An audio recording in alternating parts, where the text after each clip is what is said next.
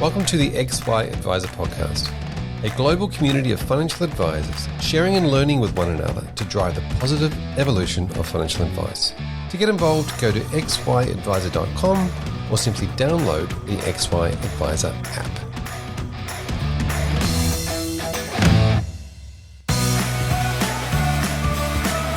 Portfolio construction and risk management are tasks that take you away from where you need to be, building relationships with your clients.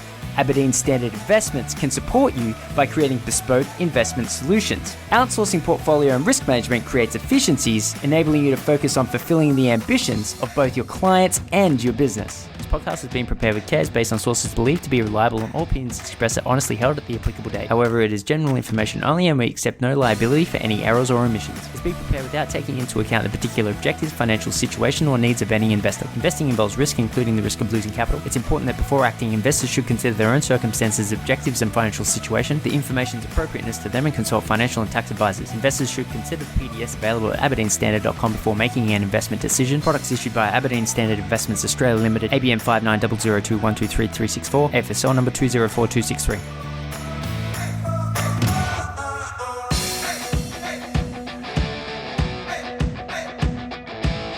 Hello and welcome to this episode of the XY Advisor Podcast. My name is Fraser Jack and I'm joined with me by the founder of Women with Sense, Natasha Janssens. How are you? I'm well, thank you, Fraser. Thanks for having me. Oh, fantastic for coming along. And let's start with you. Let's start with your history and why you got into this game in the first place.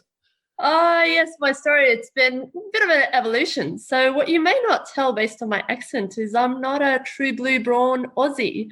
So I actually migrated to Australia 3 weeks after my 18th birthday when I fled a war zone in the old Yugoslavia, and ended up coming here, which had always been my dream to do so. But funny how things happen, and as they always say, careful what you wish for. But I ended up coming here right after I turned 18 and sort of had to hit the ground running with sort of finding my bearings in Australia and sort of learning how to navigate a very different financial system to what I grew up in.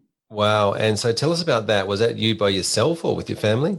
It was by myself. So, it was a string of circumstances, but I was living in the old Yugoslavia, and in the late 90s, there was a lot of political unrest there. And one day we were getting bombed by NATO. And so my mother, to protect me, because we were obviously living near the capital and we had a military airport near us, so we were a main target.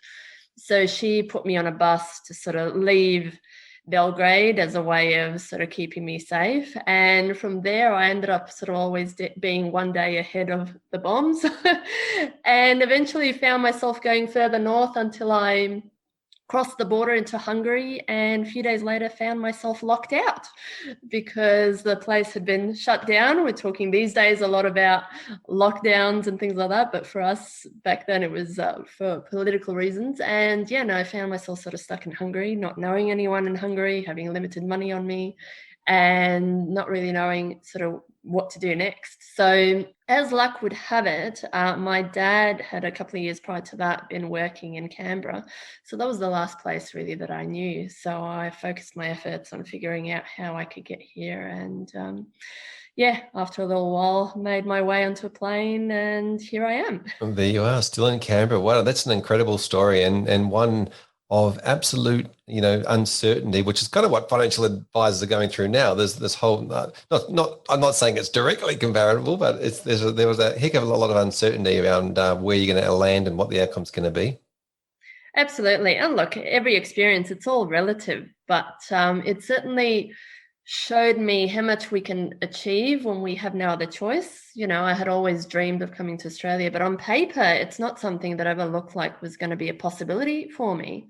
So, but I was just so desperate to sort of get to Australia and to create a better life for myself and my family and my future children, that it was always a massive dream of mine. And with that in mind, it meant that I was desperate to sort of cling on to any slight opportunity, that might arise. So even before we left Canberra, I had sort of pursued additional studies, and I had insisted on doing the tertiary entrance exam, which there was no reason for me to do it, because, we thought I could never afford to come back to study in Australia. But it was just one of those things that I was like, but I so desperately want to come here that I'll just take any inkling of hope. And as it turns out, it was all those little seemingly insignificant decisions and opportunities along the way that I took that ended up sort of paving the way to make it possible for me to come here. So I always say to my clients, don't dismiss your dreams and your passions, because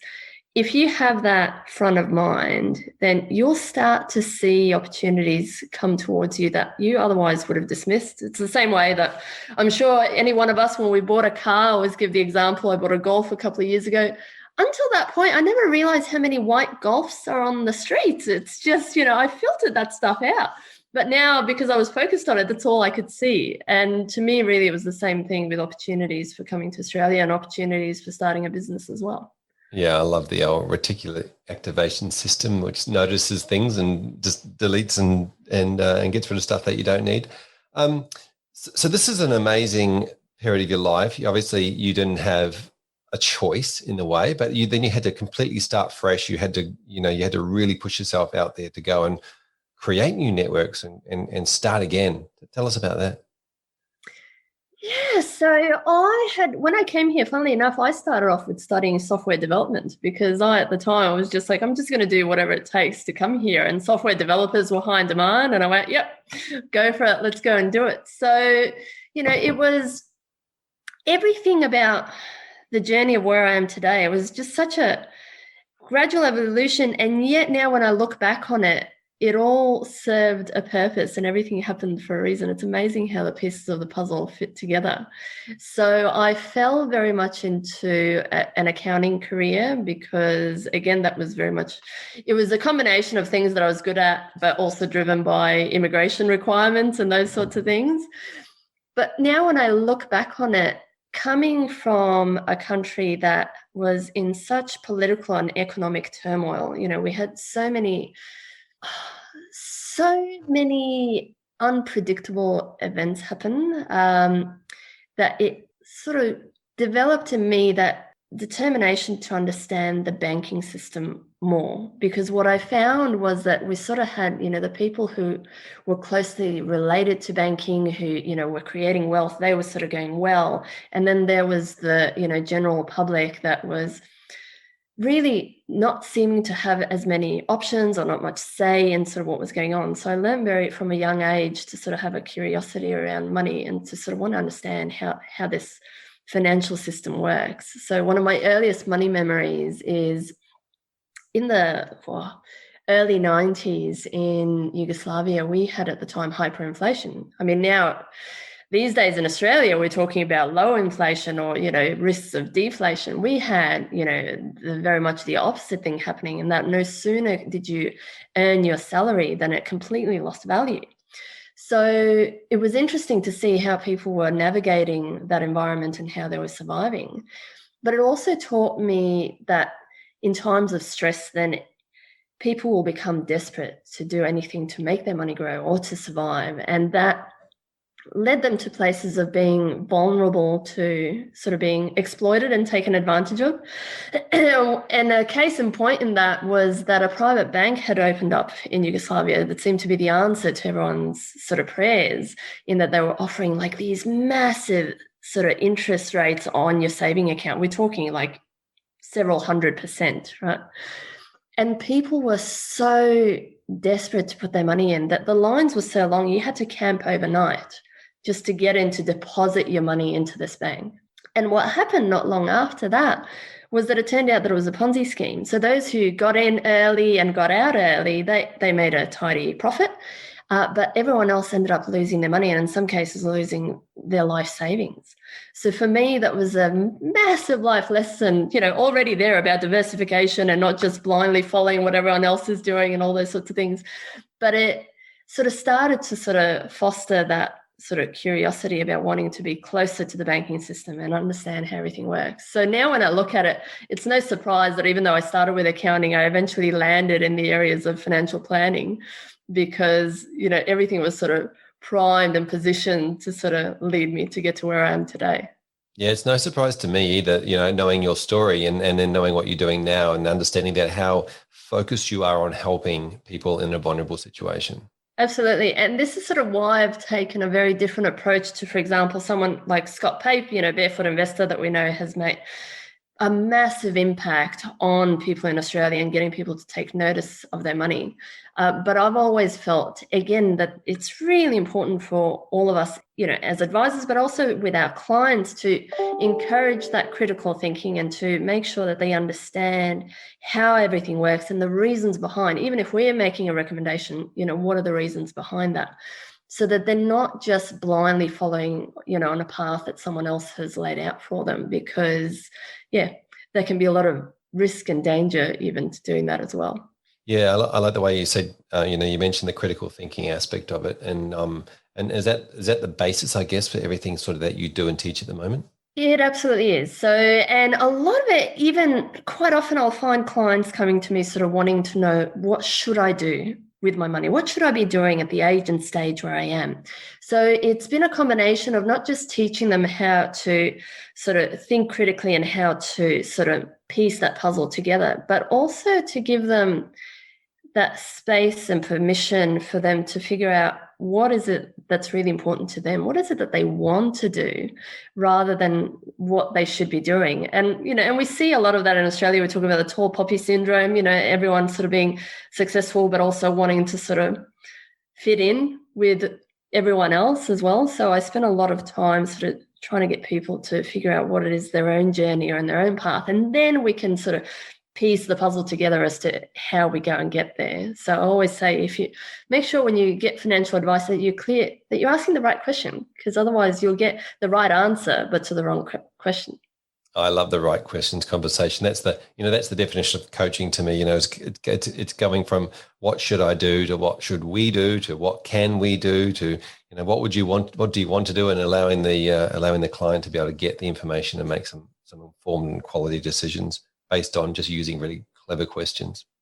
Exactly. And I think, we've come a long way, and advisors talk about, I'm fairly new to the financial planning profession by comparison, but I know a lot of financial planners now talk about, goals-based advice. And I've gone that step further as far as talking about values-based advice. First, figuring out the values, the things that are really important to us, that we're really passionate about. Then we'll go and break down the goals that sort of evolve from that of what we want to achieve. Because otherwise, what I found is clients will go and create goals, but sometimes they're limited goals just based on what they think might be possible for them. And very often it's sort of just, well, I'm just doing goals based on what will make other people happy, so that I don't disappoint other people, or so that I fit in and I keep up with what everyone else is doing. So I always take it back to, well, what are the values? What's most important to you? And then we can build from there. Yeah, I couldn't agree more. You're certainly singing from the same hymn book on that one. That's and the other thing is too, values create goals off the back of values, and they're certainly not yet financial strategies until well down the track.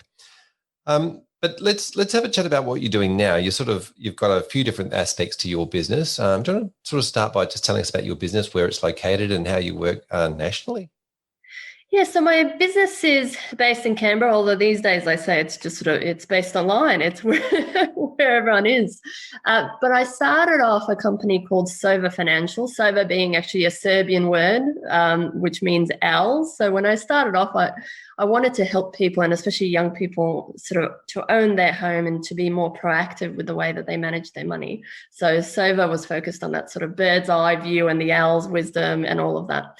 So I became, obviously I'm an accountant, but I became also a licensed mortgage broker as well as a financial planner, because these days there's so much red tape that it was like, well, if you wanted to talk to people about all of that, well, then you have to be licensed about everything. So that sort of ended up leading me down the path of also doing mortgage broking and financial planning at the same time. But not long after I started my business, I also got pregnant with my first child. And that was really when the new brand of Women with Sense, and perhaps even the secondary business, sort of came to be, because what happened was I started networking more with my mother's groups, and that introduced me to the whole sort of idea of Facebook groups and online networking. And what I found was that there were a lot of women who were really wanting to take control of their money. They wanted some financial guidance, but they didn't really know who to turn to. And they actually found financial planners and even accountants to be very intimidating. So there was a lot of fear of going, which to me as an accountant caught me by surprise. And they didn't realize that, that was sort of blocking them from going and approaching a professional to sort of get some guidance on it. So in absence of that, they would ask in their mothers' groups. And of course, we know that financial planning is heavily male dominated. So it meant that, there wasn't really, quite often there wasn't anyone in these groups who was qualified to give them the guidance that they needed. So with their input, I said, well, how about we set up a separate group where we can talk about, financial matters and all of that. And from there, we started to do catch-ups at a local cafe in Canberra once a month, and we talk about mortgages and super and all those sorts of things. And then word started to spread. I had women from interstate asking, how can we become a part of this? Can I buy your slides? I can't get to Canberra, but I really want to know what you guys are talking about. And so I thought, well, and we had women who weren't mums who said, well, I want to be a part of this too. So yeah, it just sort of grew from there. And I said, well, in that case, let's take this whole platform, let's put it online and let's make it open to women everywhere. And that's how Women with Sense came to be. Wonderful. So from somebody who, wants to take any slither of opportunity and turn it into something that's helpful for people, congratulations. But also born out of the fact that, like trying to provide some scale around this conversation around, being able to offer one-to-one services to, to your financial clients. And then all of a sudden you'd be able to help a lot more people at the same time as trying to, raise a family. That's right. Yeah, it's funny. Again, I talk about how all the pieces of the puzzle ended up fitting together, because one of the greatest things that I ever did, surprisingly, was learning and studying software development.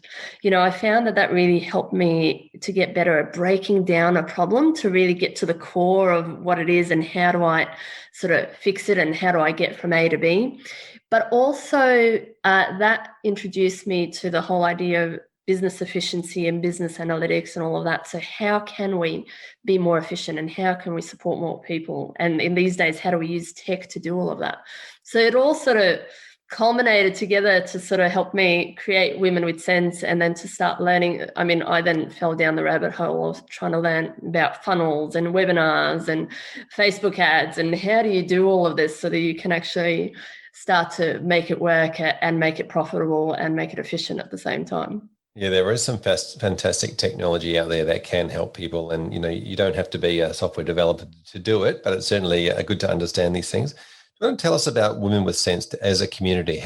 Just sort of give us an overview of what it looks like as a community, because obviously it started off as a Facebook group, but it's grown to so much more. Yeah, so it's...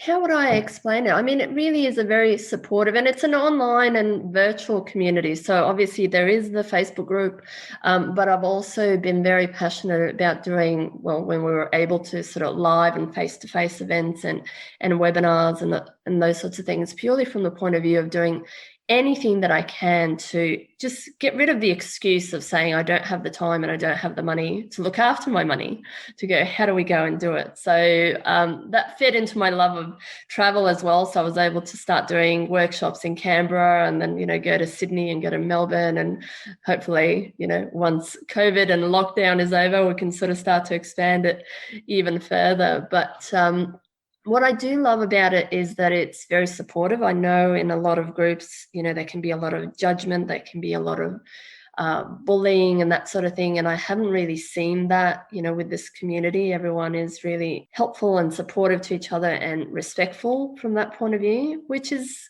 a really important thing, because we attach a lot of emotion to money, and there can be a lot of, shame and judgment and guilt and all of that comes from it. We really don't need other people to go and pile on.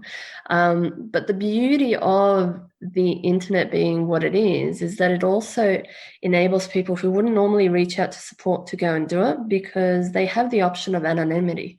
So, they can go and send me a message, or we can post something anonymously on their behalf, so that they're still getting the support from everyone else without no one, really knowing who they are. And the amazing thing that happens when people share is you start to realize it's not just you. you start to realize everyone else is facing the same challenge. Everyone else has the exact same question. And suddenly the stuff that was blocking you as far as saying, but it's only me who has it tough, or it's only me that has this silly question or whatever, that starts to dissipate. And it makes them feel that much more confident and empowered to sort of go, oh, okay, well, if that's not a silly question, maybe now I can go and ask this. And it's amazing what happens from there. Yeah, it's breaking down that taboo, isn't it, about money and not being able to talk about it, and to be able to do it in a way where, to start with, that nobody really knows who you are, or with a group of inside a community, is fantastic. And all these minor stepping stones along the way, because it doesn't just stop there. Obviously, it's going to go somewhere else, and it could even lead to, somebody walking into a financial advisor's office. Absolutely. So this is the sort of stuff that really, I don't know, lights me up and makes me excited to get up in the morning, because you realize that you're making a real difference to people's lives. And they'll say, well, because I heard about this, or because I read that, I've now gone and managed to avoid facing bankruptcy, or I've managed to go and leave an abusive relationship, or I've managed to go and invest for the first time and actually, feel excited by it and I understand what I'm doing, rather than, feeling fearful about it and sort of wanting to jump out the second it goes wrong. Yeah, and it wasn't a Ponzi scheme at the same time. No, that's it. And that's the challenge. And I think, oh gosh, our role as financial advisors and educators is just going to be ever growing, because the financial domain and technology is evolving so quickly, so that we're now going to have to be, and our clients are going to have to be even savvier to sort of know, well, what's an app that's safe and what's a platform that's safe to invest through? Oh gosh, there's a new app which now is a super fund. Okay, is that a safe thing for me to be going and putting my money to? The number of times that I've heard people say, oh, I went and jumped into this thing because the marketing was so good that, the message just got to me. But now I'm really second guessing that decision. So yeah, it's going to be challenging, but that'll keep us happy and employed. Yeah, exactly. Now, you mentioned the workshop earlier, which I think is a really unique way for financial advisors to sort of scale up what they're doing in a way. How did you go about organising those workshops? How do you get people along, and what sort of tips do you give to financial planners thinking about doing workshops? Yeah. Assuming that we're COVID safe and all that past that. Yeah, that's it. Well, because you can, thankfully these days you can do a workshop virtually as well, but there's such a different energy from people being in the same room together that I didn't really appreciate until I wasn't able to do it. You start to see the difference in how people engage online versus face-to-face.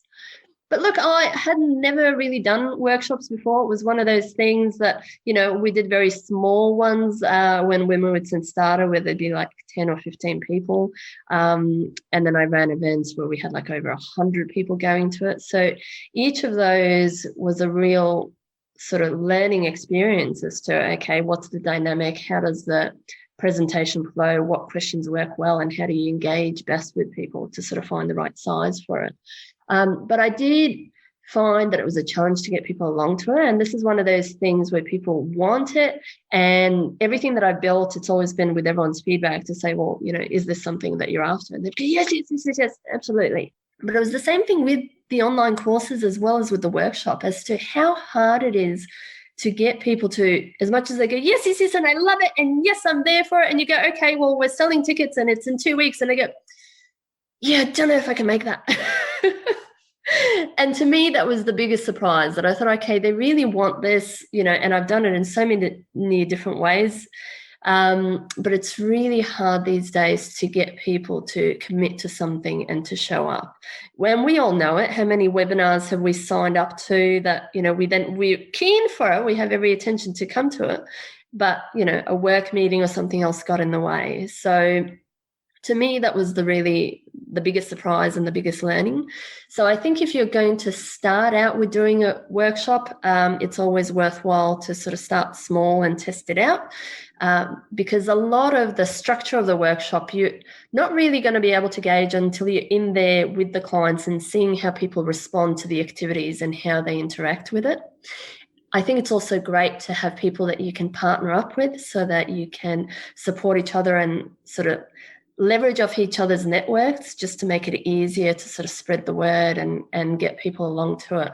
But I think it's a really great way. It's a great way of delivering value to lots of people. It's a great way of making things cost effective. And it's a really great way of building those relationships and getting clients, sort of getting them comfortable with you and getting to know you before they take the next step of working with you. Yeah, that's a really good call around getting other people in to present. I've seen some planners do some really good work in that space where they're getting other individuals in and teaming up and all inviting networks and coming along and that way you're meeting and you're cross meeting new portions of people. Just on this idea that people have this fantastic intention to show up and then something else steals the priority and then becomes more important. How have you overcome that in a way? Is it just a matter of getting more invites out there, or how have you made the turning up and showing up and paying the cost a priority? Yeah, look, there's a few things, sort of tricks of the trade that you learn along the way. One of it is that if there is a webinar or a promotion, you have to give people a time frame to make sure that they act. I used to make the mistake in the beginning of, doing a fantastic presentation and then going, whenever you're ready to work with me, I'm here. And that I learned that then people will sit on that and not actually do anything with it. So I think it's really good to have a special offer or something that's going to entice them to go, you know what, I have to make a decision and I have to do it now. The other thing as well that I found is by getting people to actually pay for something, that's a way of getting them to commit to turning up to it. Because the danger with free events, for example, is that because it's free, I haven't had to make any sort of real commitment that I'll show up. And that's what we see with webinars. It's free, it's whatever. So I'll just sign up to it. And then 5 seconds later, I'll forget about it. So to me, even if it's a low cost event or something, but getting them to actively purchase it, will make sure that they go and commit to showing up and putting in the time and effort. Yeah, some good tips there. And also, like you mentioned, the time frame or giving people a reason, maybe even selling out and not having a certain limited amount of seats available. I suppose that's also good when you've got a smaller venue. Yes, exactly. So, and this is sort of where it's about getting the messaging right so that you get them excited and you're building up the anticipation for it. Even simple things like I found, where do you direct the traffic for it? I know people often when they're promoting events, they're directing people straight to the website. The challenge with that is once I've gone and looked at your website, it becomes really hard for you to go and remind me to go back to it. So things like if your network is on Facebook, as mine is a lot, I found that by promoting an actual event within which the link is there, people will then mark it as interested.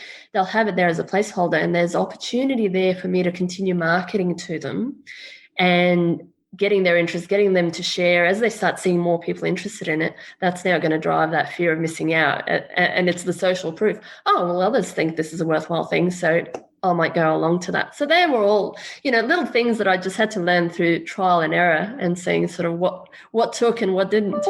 Yeah, that's really interesting, using Facebook for those types of events and see who's interested in or maybe, and you might want to get their email address or give them more information. That's really cool. Thank you for that. And also, when it comes to charging, sort of, are you talking about? Have you done some research on a price range and a length of time that you've got the event for? I have, and it's really interesting. I used to come at it. I had this belief that it had to be as low cost as possible because it's so unaffordable. It's so hard for people, and we need to make it as affordable as possible. And in actual fact, what I actually found it easier to sell tickets to events that cost more than the low cost ones. Now, part of that may well be that because it's low cost, people assume that they're going to be sold to, or they assume that it'll be poor quality and those sorts of things. You also then look at what's the demographic that you're targeting as well with that, in that often if it's too low cost, it'll attract those that are just trying to get as many freebies as they can, but they weren't ever really interested in going and becoming a financial planning client or something like that. So again, it becomes about trial and error, but at the end of the day, it's that key message. It has to be, there has to be a clear, motivated reason. They have to be clear on what is in it for them.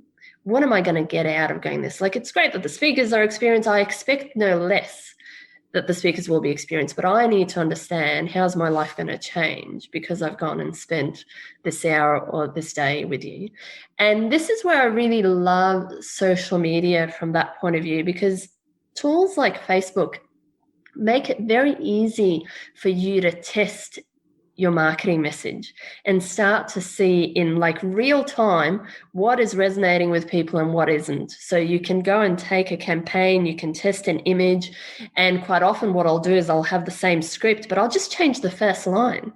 And it's amazing how much even just that first line had changed how many people were going to come to this event versus the number who sort of went, oh yeah, and sort of walked past.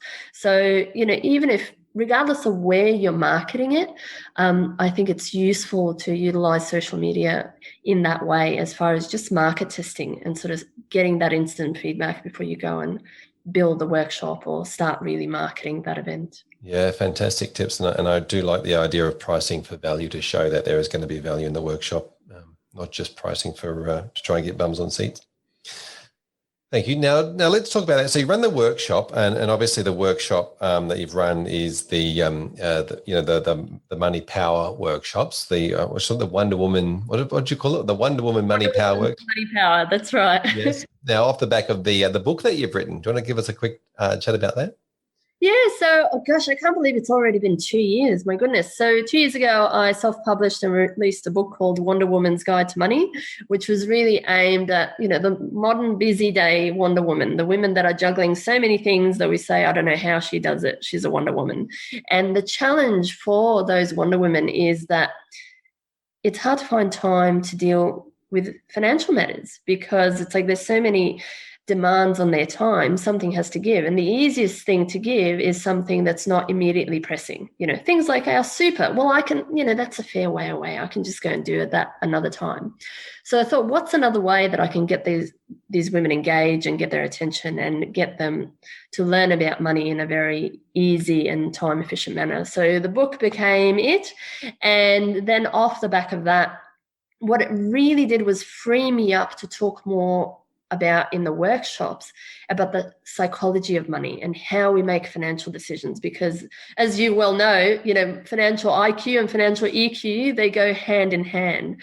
And prior to having the book, I didn't even realize it at the time, but I was a bit restricted in sort of wanting to teach people as much practical information as I could. So it was almost like bombarding them with all this information that can become overwhelming. But having it in the book form sort of meant that I could say, well, you can just reference the book and go and check out the chapter on mortgages. But today, let's talk about something even more exciting. And and so that's sort of what fed into the Wonder Woman's Money Power workshops. And I'm really thrilled with how that's been going. Fantastic. Now, a couple of quick questions on the book. As in, if somebody wants to write a book, talk us through that self-publishing process. How long did it take you to write it? Did you just lock yourself away, or was it something you've been working on for a while? Oh, it was really interesting because I'd been saying for a little while now that I was going to do a book. And even now when I look back on it, from me committing to actually doing it, the entire process, it took about a year to go through it because there were a few rounds of edits, and then you go through the whole cover design and all of that by the time it's published. So now that I know that, I was like, wow, lucky just as well that I did it when I said I was going to do it. And I remember when I started on the journey going, I can knock over a book in a month. Yeah, no. Maybe I could have, but the quality of it would have been dubious. A blog, maybe. That's right. So, and that was the thing. Every single time I had a sort of deadline to get back to the publisher with the next round of it, it was always down to the wire because I was always, there were so many other demands and I had client work and everything else, so time would just run away from me. So that's why I was really glad that I had committed to it and actually engaged someone to support me with it and was like, all right, well, now I have deadlines. It has to happen. There's no other way around it. But what worked in my favor was that I already had a ton of content. I had a whole lot of blogs that I'd been running for years.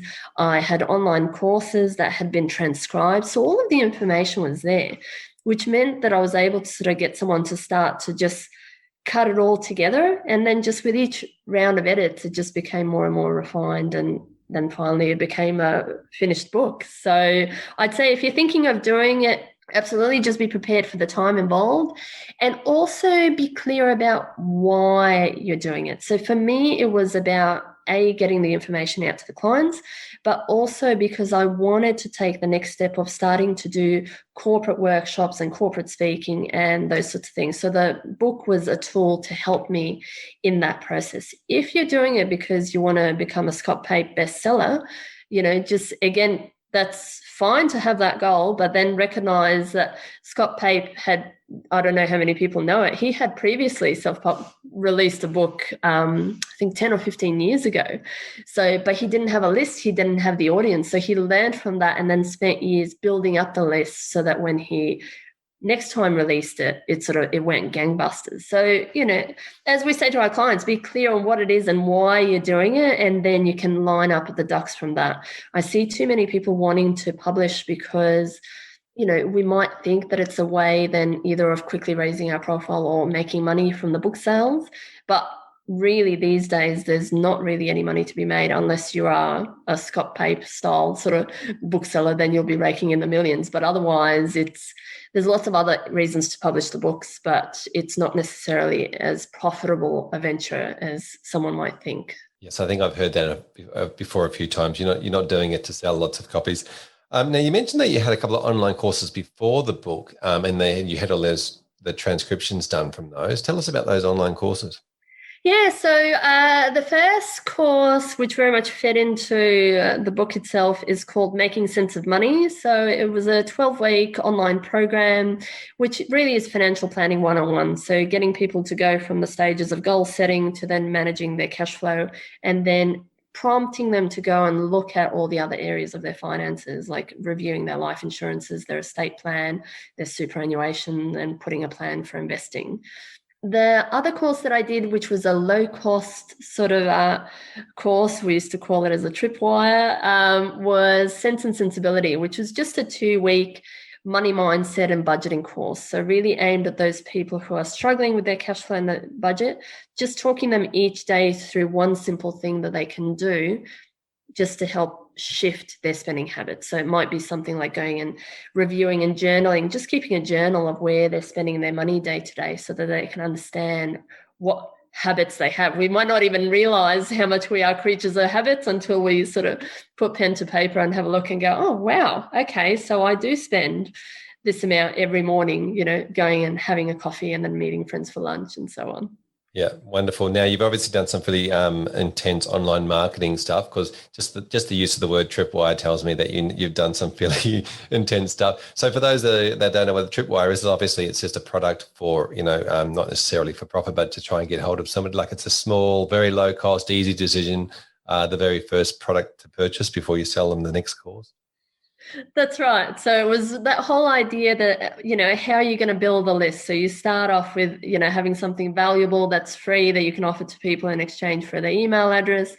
And then I was really just experimenting with, how do we then go about it? So there's those schools of thought that say, well, straight after they've done that, you want to encourage them to make a purchase from you. So you might make it a $1 or $7 or something like that course, or an ebook that they can purchase, just to sort of get the ball rolling from that point of view. So yeah, I've spent a lot of time over the years just getting an understanding of how that works and just really learning it for myself, and, taking joy in experimenting and testing and measuring, which is ultimately what the tech these days enables you to do. Good old test and measure. Now, I just want to also mention the fact that you've done an amazing job on naming your products. And when I say products, your courses, your book, those sorts of things.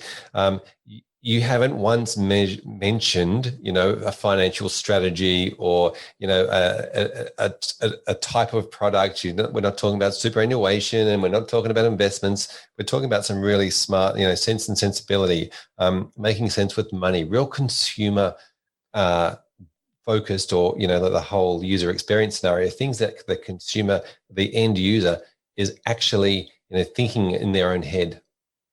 That's right. So again, these are not things that I knew sort of starting out, but I did spend a lot of time in understanding the branding and the marketing message, and, what the business is going to stand for, and really understanding the clients and, what's the best way to engage with them. So if they find that, and it's even down to how I present myself and the clothes that I wear, because again, if I understand that my target market is, feeling intimidated by, someone in a suit and financial matters, well, then the worst thing that I can do is come across to them like that. And if I use words like superannuation and investing and things that are freaking them out and triggering them, that's really not going to encourage them to go and take the next step.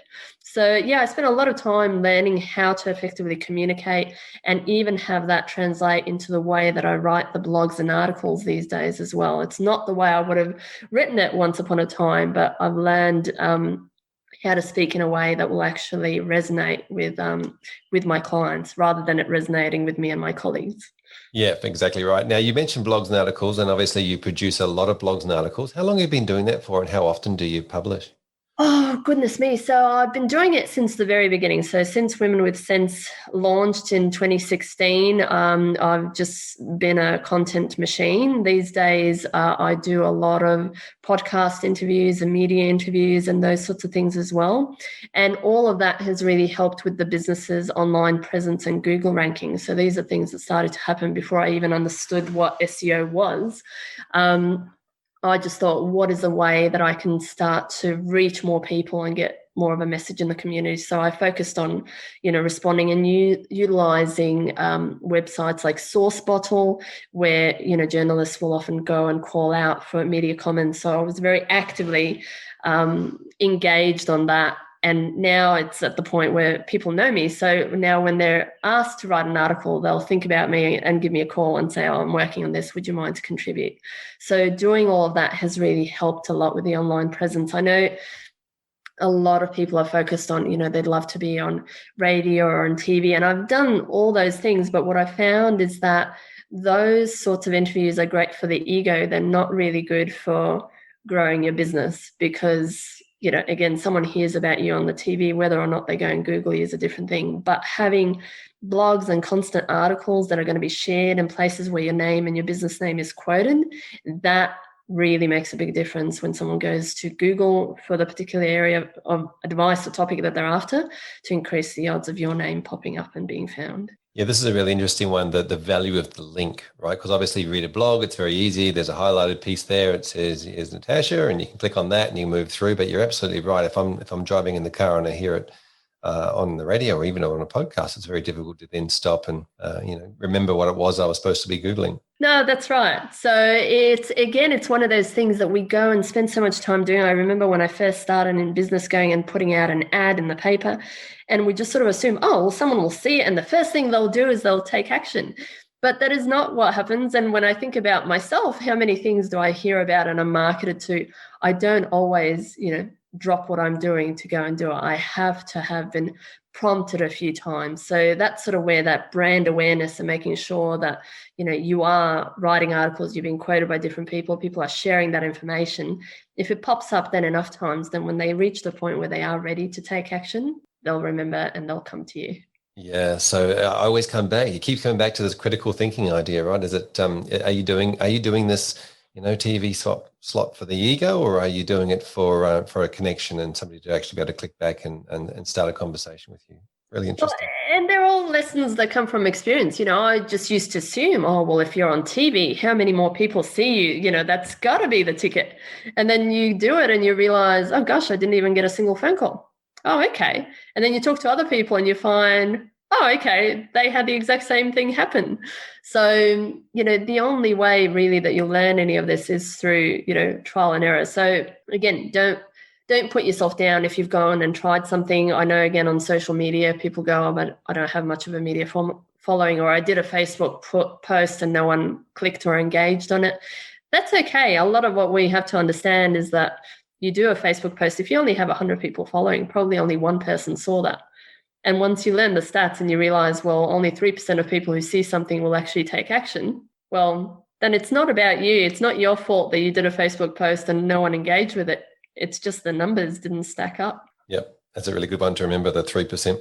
Now, I know that you've got a lot of calculators on your website. I'm just interested to see when people come to your website, do they engage with those calculators? Is that something you've seen like traffic on from your website? Is it? I'm just trying to think from a financial advisor's point of view to have calculators on their website. Yeah, look, it's a handy tool that I'll later go and point clients to and direct them to, because the main idea behind Women with Sense was I wanted to be a go-to resource, so that if there was a problem you were trying to solve, if it's financially related, I want you to go there to go and fix it. But it's not the thing that'll drive traffic to. And it's really fascinating to see the sorts of articles and things that people are usually picking up on. But often searches around property, searches around budgeting, those sorts of things. So it's usually those blogs and articles that tend to have the highest click rate and the most traffic going to them, rather than the calculators. But I still think that it's valuable to have those things on there, because once they've consumed some other content, hopefully then the calculators are helping them spend more time and continue to engage with you. Yeah, fair enough. Yeah, the calculators to me seem like a smaller part. The actual physical calculation seems like a smaller part than the emotional decision-making piece that needs to take place in their mind. Absolutely. Yeah. Now, I wanted to talk about the being the certified money coach. What sort of led you into that, and how did you go about it? So I had been looking for something along those lines for quite a while now, because the more I worked with clients, the more I became curious about learning more about behavioral economics and behavioral finance, because I thought, gosh, I've sat with these clients, I've told them what the answer is, they've gone and asked for something and they're still not taking action. They wanted to switch super funds, or they wanted to have an insurance policy, and here it is on a silver platter, and why aren't they taking action? What's going on? So I started to learn more about the psychology of money, and I thought, I really want to be trained more, properly in how to do that. I've self-directed myself a lot through books and all of that, but I want some more formal training. And I couldn't find anything in Australia. Obviously, there were life coaches and life coaching certifications, but nothing specifically around money.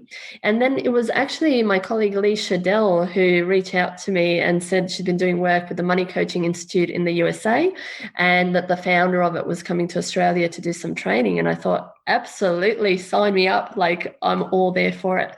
And truth be told, at least for my business, it was the best decision that I made, because it was literally like the last missing piece of the puzzle. And once I started offering that coaching service together with sort of the financial education and financial planning components, that just made things flow so much better, because it meant that when clients came in and they had a financial problem, or they had a particular goal that they were trying to work towards, we were also able to unpack very quickly things along the way that may have been sabotaging their progress, or fears that may have been holding them back, so that now, now they're actually going and following through, and it's really fantastic to see. Yeah, I know in that program there's a lot to do with the idea that everyone's different, and there's a number of different archetypes of different ways people think, and then based on the way that they are, it should be you should be approaching them in a different way. Do you want to give us a bit of an overview of that?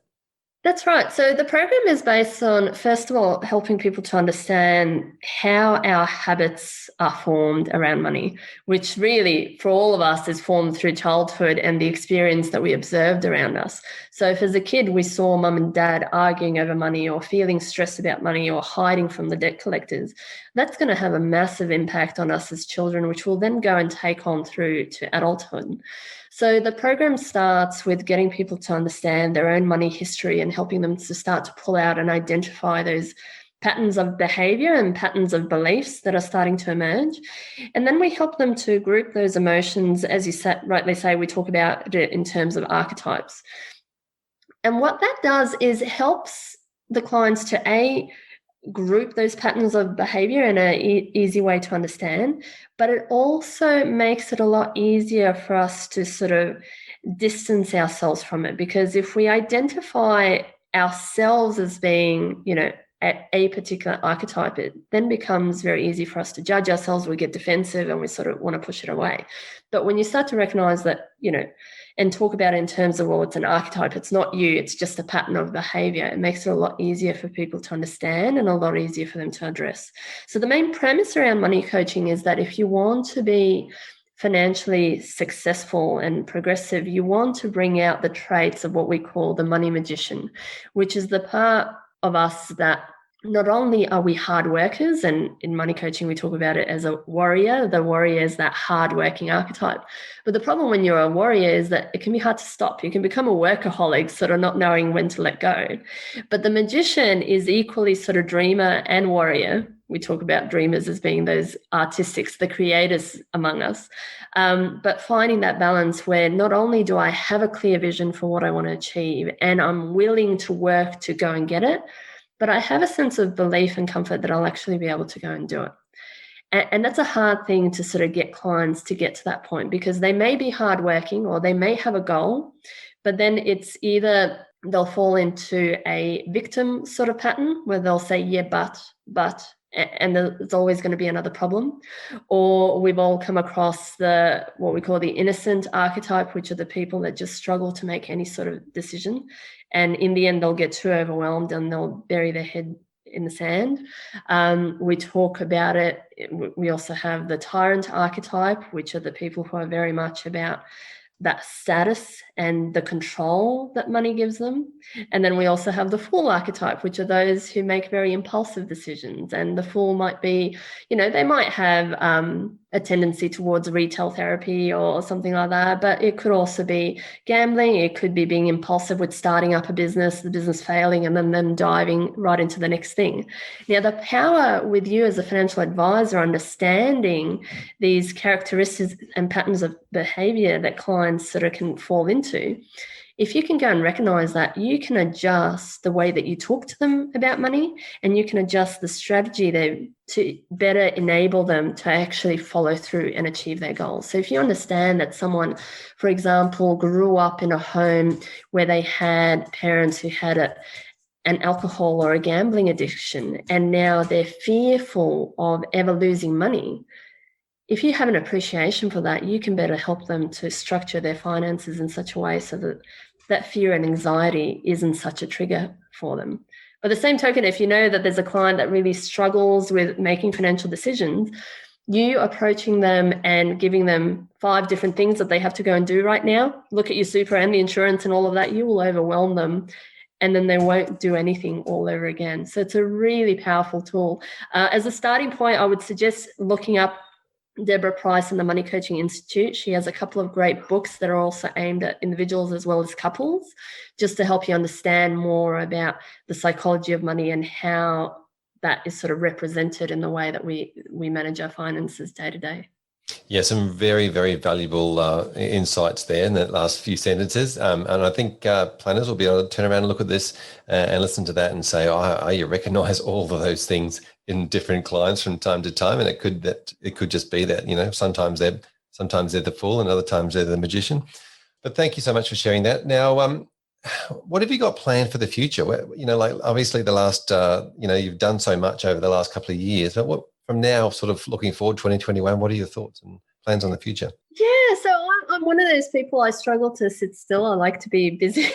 So from a Women with Sense point of view, down the track, what I'm really interested in doing is rolling out some more couples coaching around money to help people to navigate and minimize the arguments that they have around money.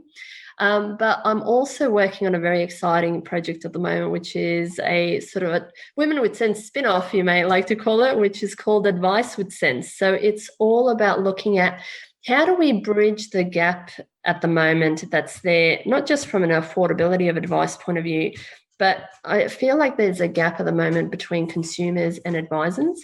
And so on the one hand, we have consumers that are constantly wanting more value. They're wanting more engagement from their advisors and more of an ongoing relationship. But at the same time, the poor advisor, I would say we're stuck between a rock and a hard place. There's been so much red tape, so many changes in regulation. The costs of running a financial planning business are growing exponentially. So you're going, I can't be everywhere at once. Like, how do we go and do this? How do we keep our clients happy and, stay afloat and stay sane? So the idea there is that Advice with Sense will support financial planners by basically, instead of the advisor having to become an expert and create an online course and start driving that online community engagement, we'll be able to do that for them and run a VIP client service that then basically maintains that relationship for them, so that then at every step along the way, when the client needs the advisor support, they sort of get directed back to them. Whereas at the moment, they'll sort of go off into the ether. They'll land into a Facebook group. They'll be told lots of different things. And who knows then, what they'll end up doing with that information. So in this way, you're sort of managing to sort of maintain that relationship more directly with them and better support them on their journey. So, yeah, a few different things there in the works. We'll see how. Great points. Yeah, a couple of great points. So you're right. Your clients are going to join Facebook groups. They are going to be part of other conversations outside of the advisor. So it's always good to be able to then offer that and then know what's coming at it. And also that not all planners and advisors are great at building online courses. They might be just the thing they want to do is just spend time in front of their clients. And so be able to outsource that or really just bring something in that's already created is a great idea. Oh, thank you. Yeah, look, I found the same sort of thing. It's practically a full-time gig going and doing all of that. So when can you manage to do that? And not just with creating the content, but getting confident and comfortable with speaking and, being engaging in the way that you deliver the content and communicate. That in itself is a piece of work. And not everyone, some of us, and I say us as well, I'm always an introvert. It took me a while to sort of get comfortable speaking in front of the camera. So, what do you do in those cases? How can you be everywhere at once? So hopefully this will help to support everyone and sort of start to bridge some of that divide that's been there. Brilliant. Thank you. Now, Natasha, if somebody wants to continue this conversation, what's the best way they can get hold of you?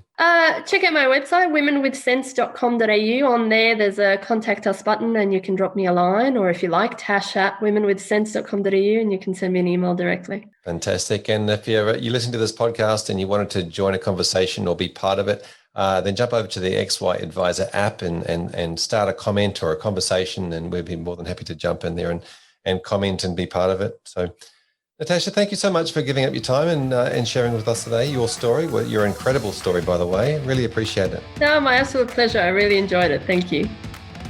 Well, there you have it, peeps. Another episode of the XY Advisor podcast coming to you. It's Fraser Jack here, and of course I'm here with Emily, and we're about to do some shout outs. Hey Fraser, how you going? My favourite day of the week. It's a pretty good time of the week, isn't it? We get to put some praise on people and enjoy it. Oh, I love it. I love it. Okay, first shout out for today goes to XY Advisor Chris Smith. He just sparked a really great discussion, and this has come up multiple times in the past. So I love when this gets repurposed or rehashed. But he has said he's finally looking to revamp his ongoing services packages after about 10 years of not necessarily giving it too much TLC. And he put it out to the community, and he wanted to know what is everyone else doing? What are other advisors doing to wow their clients and create a really great ongoing experience? And there's already been a handful of great comments. So shout out to the advisors, Dylan Martin, Clint Neese, and a few others who have already shared what they're doing at the moment. And it's just a real testament to that whole concept of collaboration over competition. I talk about it all the time, but to see it in action where advisors aren't recreating the wheel, and helping each other out is awesome. Yeah, absolutely. And there are some really interesting comments on there. I'm keen to find out a little bit more about some of the surveys that have taken place. And of course, my favourite idea is just to start a podcast. I think it might be a little bit biased here, but podcasting for your clients is a great opportunity to add to your yearly proposition of what you provide to your clients. So anyway, big shout out to Chris. Well done, mate, for starting that conversation, and to everybody who got involved.